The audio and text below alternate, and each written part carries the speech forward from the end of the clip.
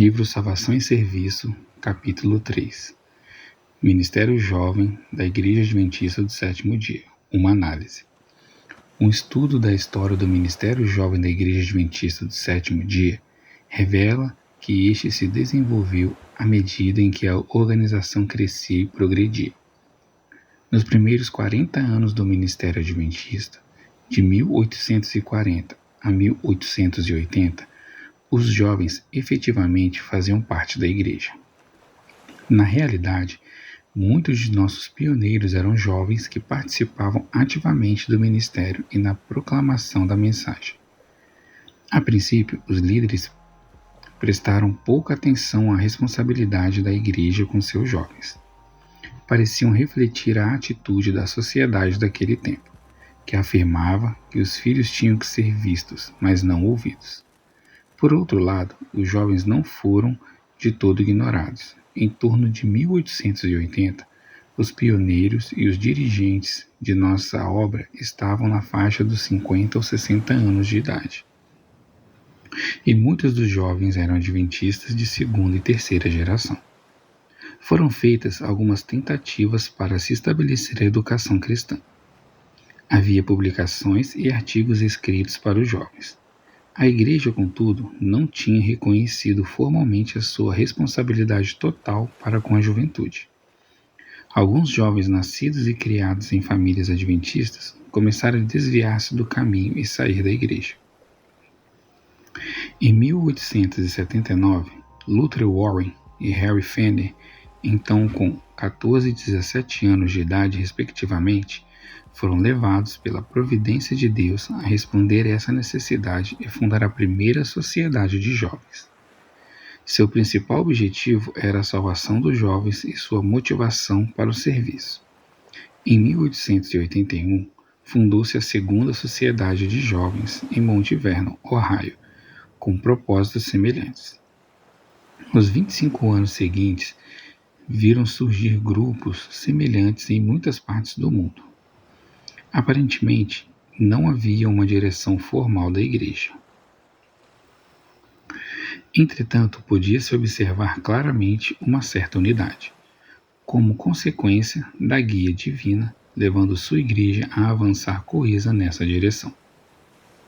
Membros que reconheciam a necessidade dos jovens respondiam à motivação e inspiração do Espírito Santo para trabalhar por eles. Ao mesmo tempo, surgiram muitos artigos escritos por Ellen White, estimulando a igreja a trabalhar em favor dos jovens e a aceitar sua responsabilidade para com eles. Em 1901, deu-se um grande passo ao se modificar a estrutura administrativa da igreja, quando os departamentos foram formados e reunidos sob o controle da Associação Geral. A atenção aos jovens tornou-se responsabilidade do departamento da Escola Sabatina. 2 anos mais tarde, em 1903, a Associação Geral mudou-se para suas novas instalações em Washington, D.C., onde os departamentos foram reunidos sobre o mesmo teto e passaram a ser administrados todos em um único centro.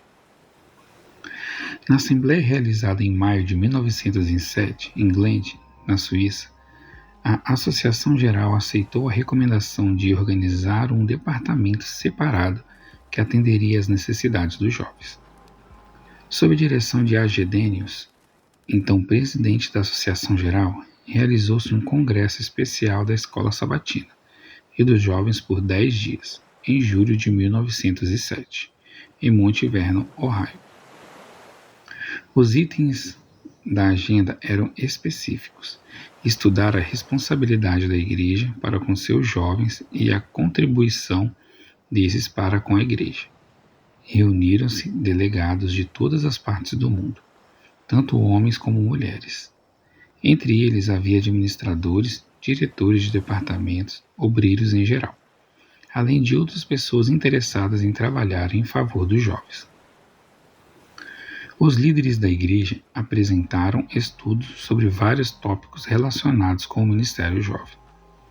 Cada tarde, os delegados discutiam as necessidades dos jovens e a sua contribuição para a igreja em vários países, dedicando uma tarde à África, outra à Índia e assim por diante. O enfoque principal de sua atenção, contudo, era determinar os princípios bíblicos do ministério jovem e buscar o conselho do espírito de profecia correspondente à obra em favor da juventude. Para esse fim, Agedênios encomendou uma compilação de declarações do espírito de profecia relativas aos jovens. O livreto resultante forneceu material de estudo aos delegados. No encerramento da convenção, o próprio Agedênios assumiu a incumbência de receber os relatórios, conclusões e recomendações. Na seguinte Assembleia da Associação Geral, em 1908, o Departamento de Jovens foi oficialmente organizado como entidade separada dos demais departamentos. Os 20 anos seguintes são contados entre os mais brilhantes no que se refere à obra em favor dos jovens. A Igreja cresceu e se fortaleceu em todo o mundo. Os departamentos recém-formados, com direção clara e ímpeto renovado, apoiaram de forma consistente a Igreja e contribuíram para o seu fortalecimento e avanço. A escola sabatina foi considerada como a igreja dedicada ao estudo, o culto divino como o momento de adoração e a reunião da sociedade jovem, no sábado à tarde, como o momento em que a igreja se reunia para adorar sob o comando de jovens treinados para esse fim. Era o momento da família, uma atividade regular do ministério jovem. A sociedade tornou-se o eixo da obra jovem, local de aprendizado e capacitação e base para o serviço missionário e o companheirismo. Após a Primeira Guerra Mundial, na década de 20, os valores e a ética da sociedade começaram a mudar. Algumas ideias humanistas começaram a introduzir-se na igreja. Os padrões de moral e vestuário da sociedade tornaram-se mais condescendentes. A estrutura familiar, particularmente na sociedade ocidental, sofreu pressões. O rádio exerceu sua influência e mudou o estilo de música popular. A igreja reagiu com grande quantidade de publicações e materiais para os jovens, incluindo livros e folhetos. Material de capacitação. The Youth Instructor, o instrutor da juventude, nota dos tradutores, e numerosas publicações relativas às normas da igreja. Muitos desses materiais, entretanto, embora suprissem as necessidades daquela época, costumavam refletir a cultura ocidental e o pensamento puritano, além de apresentar racionalizações em lugar de uma sólida base bíblica. Ao mesmo tempo, a igreja se expandia por todas as partes do mundo, o que implicava também um aumento no número de membros jovens. Até esse momento, o trabalho entre juvenis havia sido parte integral do ministério jovem. Todavia, os tempos foram mudando de tal maneira que se fez necessário introduzir modificações para fazer face às necessidades das crianças e adolescentes. Em 1920, foi organizada a Sociedade de Jovens, como uma entidade separada. E em 1922, introduziram-se as classes progressivas. Na América do Norte, o sistema educacional adventista estava bem avançado, e cada sala de aula se tornou uma sociedade jovem, como complemento das tarefas de educação. Essa foi uma modificação pequena, mas importante. No restante do mundo, continuou-se a atender os jovens nas igrejas, com exceção das sedes das divisões e em lugares onde trabalhavam missionários provenientes da América do Norte. Em 1928, deram-se os primeiros passos para a capacitação de líderes de jovens, com a introdução do curso Master Conrad, que mais tarde no Brasil se chamaria Curso de Líder. Bem recebido por administradores e educadores, chegou a ser considerado pré-requisito para a formação de ministros e professores em quase todos os nossos colégios. Em 1930, o Patrimônio Ellen G. White publicou o livro Mensagem aos Jovens. Novamente, a situação do mundo exerceu sua influência sobre a mentalidade das pessoas. Uma depressão em nível internacional e a Segunda Guerra Mundial afetaram a sociedade como um todo. influindo também na composição da liderança dos jovens. O mundo estava diferente. A comunicação, a tecnologia e os transportes fizeram um rápido avanço. Os meios de comunicação começaram a desempenhar um papel crescente na formação do pensamento do mundo. Manifestou-se um ressurgimento do nacionalismo e despontou por todas as partes do mundo um impulso para o desenvolvimento e a independência. A igreja seguiu crescendo, mas emergiu da guerra com as finanças e os recursos debilitados e distendidos ao máximo. A liderança dos jovens na associação geral e nas divisões permanecia forte, e a juventude ainda considerava os seus diretores como modelos que ofereciam orientação e inspiravam espiritualidade. O desenvolvimento da tecnologia após a Segunda Guerra Mundial produziu maior mobilidade e mais oportunidades de emprego. Essa situação carregava em si um tremendo impulso para que a educação suprisse a necessidade de sobrevivência em uma era de especialização. Os jovens não se contentavam mais em seguir a ocupação de seus pais, e tal fato acentuou mais ainda o êxodo para as cidades. As universidades e os colégios se multiplicavam em razão da ânsia dos jovens para obter títulos e excelência acadêmica.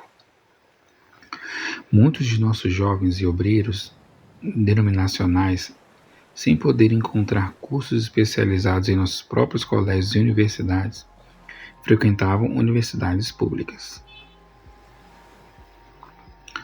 No anseio por reconhecimento e aprovação, muitos desses formandos eram empregados pela igreja, levando consigo a filosofia corrente na época. O mundo era um lugar cada vez mais rico, e o materialismo começou a apoderar-se de nossa juventude. A psicologia e a filosofia educacional da época, aliadas a interesses comerciais, criaram e exploraram a ideia da lacuna entre as gerações, ou seja, a opinião de que adultos não conseguem compreender os jovens e que se chegam a se comunicar com eles e fazem com grande dificuldade. Dentro da igreja, a princípio na América do Norte, alguns de nossos diretores de jovens defenderam a ideia de que os adultos não eram bem-vindos à reunião dos jovens no sábado à tarde. O clamor passou a ser os jovens com os jovens, ou seja, a reunião da tarde somente para a juventude. A sociedade dos jovens, esteio do ministério jovem, começou a se desmoronar e em muitos lugares extinguiu-se por completo. Posto que a assistência diminuía definitivamente, foram feitas tentativas de transferir a reunião de sábado à tarde para sexta-feira à noite. A mudança teve sucesso limitado. Alguns líderes tentaram em vão suster a obra local da juventude, adotando uma abordagem filosófica e criando um conselho de jovens da igreja. Esse plano também falhou. Nas culturas ocidentais, o Ministério Jovem se viu forçado a sair da igreja para funcionar em nossos colégios e nas universidades.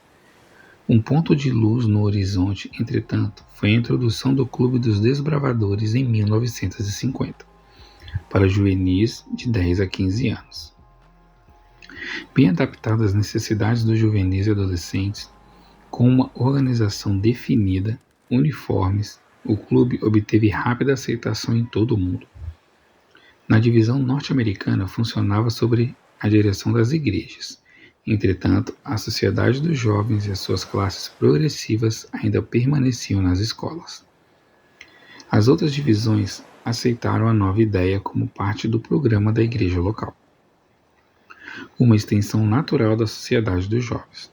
Porém, houve alguma resistência contra o clube em certos países europeus, por conta do uniforme das marchas, que lhes parecia muito militarizados. A difusão da televisão, o desenvolvimento da indústria cinematográfica e a nova cultura do rock, que se iniciou na década de 50,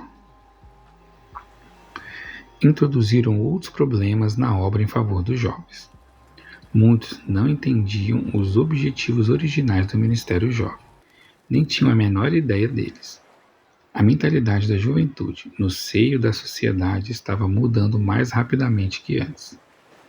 Na América do Norte, entrou na universidade o primeiro dos Baby Boomers, a geração dos nascidos como consequência do aumento dos nascimentos que ocorreram depois da Segunda Guerra Mundial. Um novo liberalismo se estendeu por todo o mundo, e a década de 1960 se viu marcada por movimentos de protestos. Aparentemente, os jovens se opunham pelo mero prazer de ser opositores. Prevaleceu a filosofia grega de educação e os jovens foram ensinados a questionar todas as coisas. As sementes do ceticismo e da dúvida plantadas na década de 60 resultaram na apostasia reinante nos anos 70.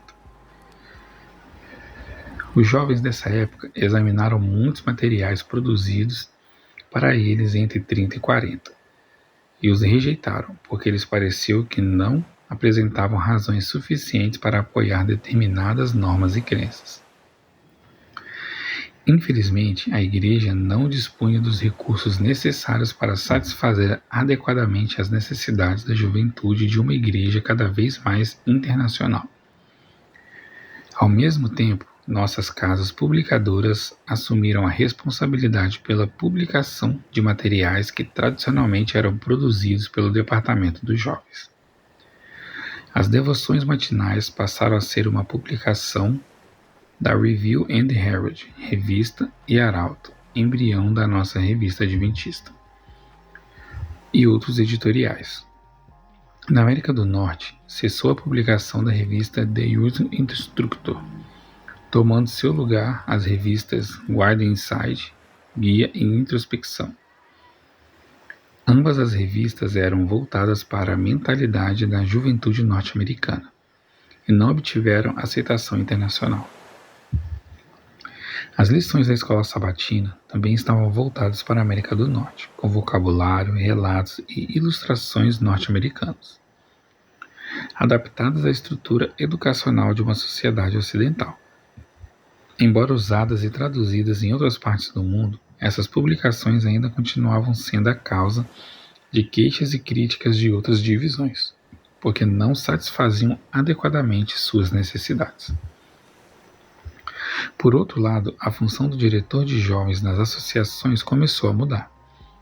Quando as associações eram pequenas, ele ou ela... Sim, mulheres também atuavam como diretoras de jovens em alguns lugares antes de 1950.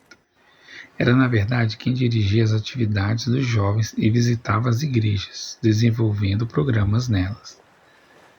Quando a quantidade de igrejas cresceu, tornou-se impossível visitar todas as congregações no período de 2 ou 3 anos. Como resultado, o diretor dos jovens se converteu em conselheiro, preparador e coordenador. Alguns organizavam congressos, encontros regionais e campuris. Isso atendeu a uma grande necessidade da juventude. Mas, ao mesmo tempo, muitos diretores, devido à inexperiência ou ao conhecimento limitado, consideravam o Ministério Jovem como uma grande corporação, em lugar de vê-lo como algo embasado na igreja local. Simultaneamente, os recursos das associações se tornaram limitados e alguns diretores de departamento tinham que desempenhar dupla função, acumulando responsabilidades. Muitos diretores de jovens conduziam 2 ou 3 departamentos, embora o trabalho entre os jovens permanecesse como prioridade. Uma combinação comum era jovens e temperança, e isso parecia funcionar bem. Outra combinação era jovens e educação.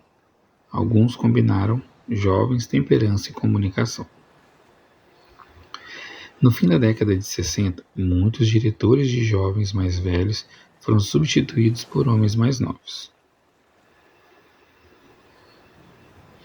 sendo que as mulheres raramente voltaram a exercer esse cargo. A ideia de que apenas homens com menos idade poderiam alcançar outros jovens estava sendo proposta pelo mundo e foi em parte adotada pela Igreja. Esses homens haviam sido educados nos anos 60 e muitos traziam as ideias de sua geração para os anos 70 e 80, sem se darem conta de que a mentalidade dos jovens está sempre mudando, cada vez mais rapidamente. Sem conhecimento ou experiência, muitos foram incapazes de avaliar se uma ideia era boa ou má, enquanto se apoiavam nos conceitos correntes do Ministério Jovens trazidos das igrejas populares. Os materiais adventistas estavam antiquados e a Associação Geral não conseguia atender adequadamente o campo mundial, enquanto as divisões, em muitos casos, não tinham nem os recursos nem a capacidade de prepará-los. Foi um período difícil para a direção do Departamento de Jovens. Muitos novos diretores deixaram de considerar o Ministério Jovem como uma carreira dentro da obra,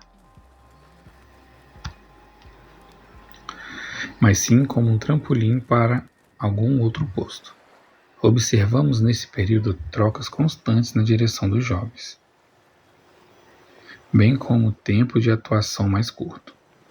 Ainda havia, entretanto, muitos diretores fortes que fizeram do Ministério Jovem sua carreira. A década de 70 testemunhou o início da cultura das drogas. As pressões constantes e crescentes manifestadas na sociedade tornaram a obra em favor dos jovens mais complicados do que nunca. A sociedade não aceitava nada que fosse absoluto. Tudo era relativo. O humanismo avançou. A ética e a moralidade somente reconheciam os limites que lhes assinalava a sociedade. Muitas restrições foram removidas e com elas foi-se a segurança dos jovens. Aos que buscavam respostas era dito que as procurassem dentro de si mesmos. Podia ser isto, podia ser aquilo, ou podia ser qualquer outra coisa. A própria igreja era abalada por controvérsias teológicas promovidas em nome da liberdade acadêmica, e muitos jovens desiludiram-se enquanto eram questionados aos fundamentos do adventismo.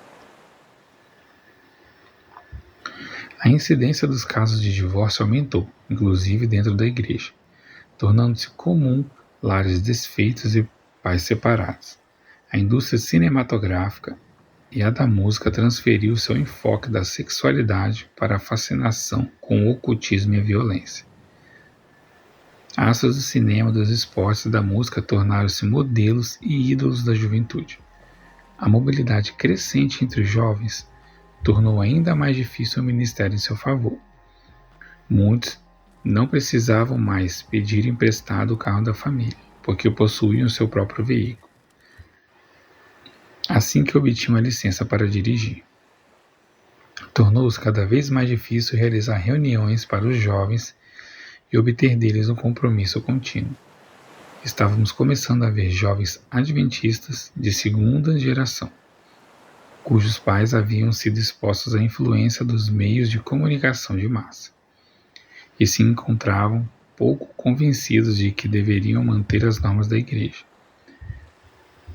Em muitos lugares surgiu um adventismo nominal, à medida em que a riqueza e as pressões da cultura ocidental produziam seu efeito sobre os membros da igreja. A cultura das drogas penetrou em certa medida, assim também como a aceitação do consumo de bebidas alcoólicas em reuniões sociais. Ocorreram cortes de orçamento nos departamentos da igreja e parecia haver um plano deliberado da administração para reduzir a importância deles.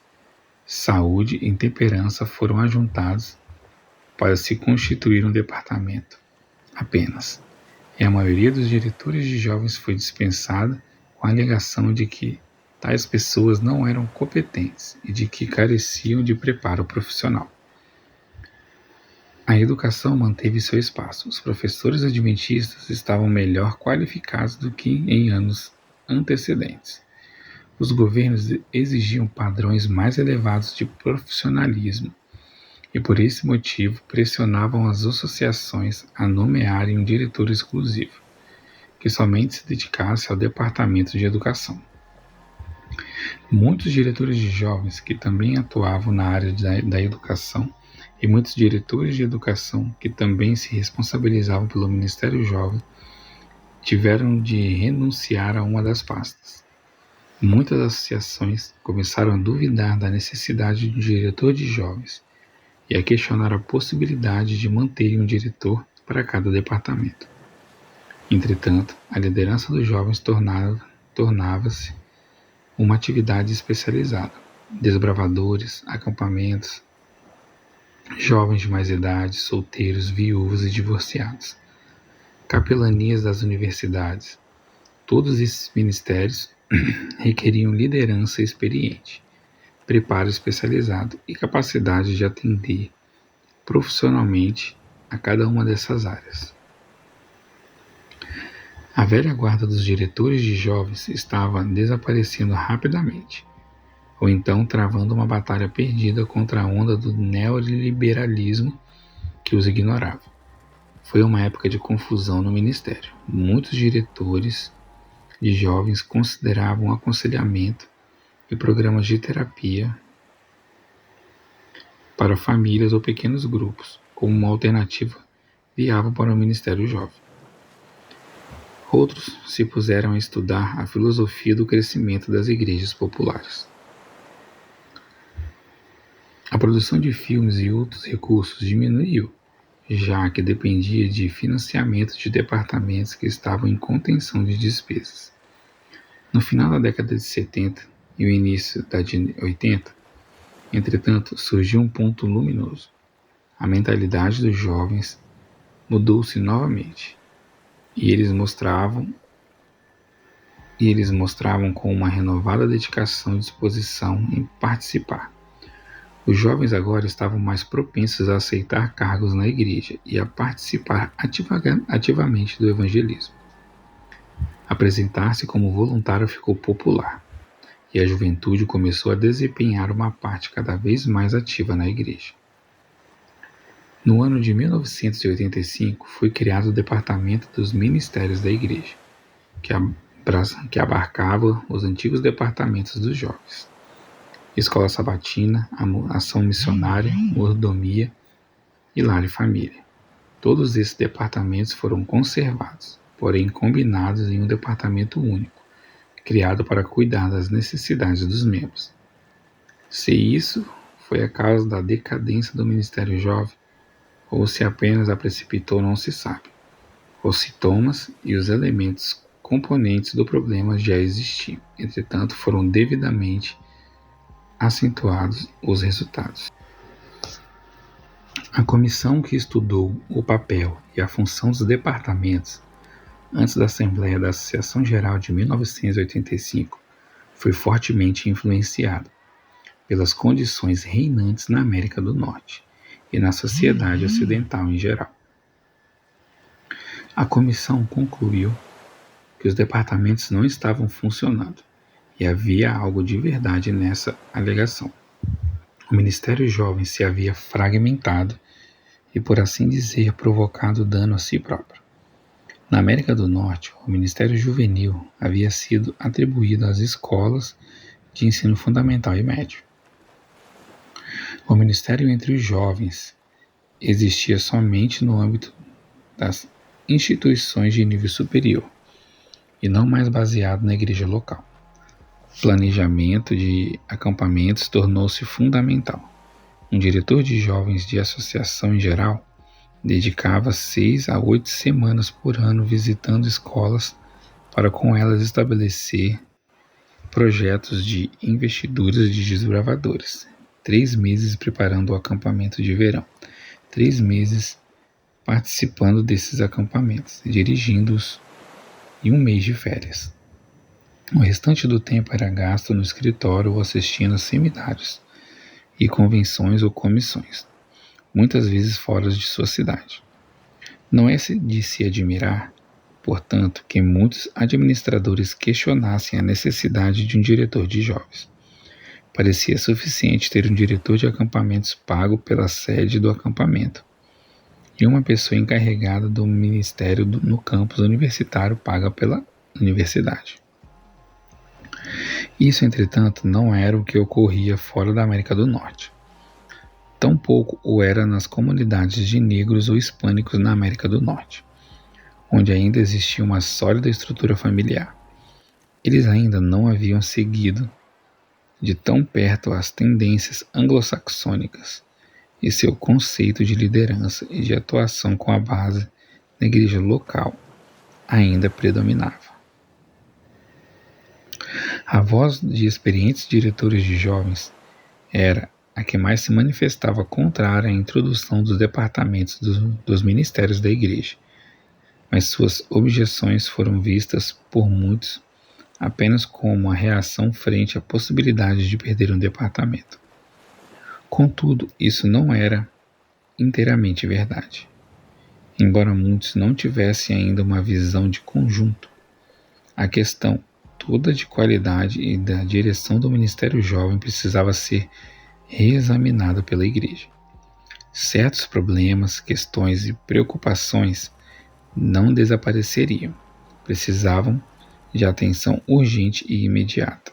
Não era apenas imperativo que essas questões fossem consideradas, mas era obrigatório, se é que deviam ser evitadas crises futuras para os jovens do seu ministério. Os diretores de jovens e pessoas ligadas à área nem sempre tinham sido qualificados ou se mantinham unânimes quanto à filosofia e objetivos. Ao mesmo tempo, tivemos as pressões de uma igreja internacional em rápido crescimento, com jovens que precisavam enfrentar as complexidades cada vez maiores de uma sociedade moderna, tecnológica e imoral, que os líderes das gerações anteriores nunca conheceram.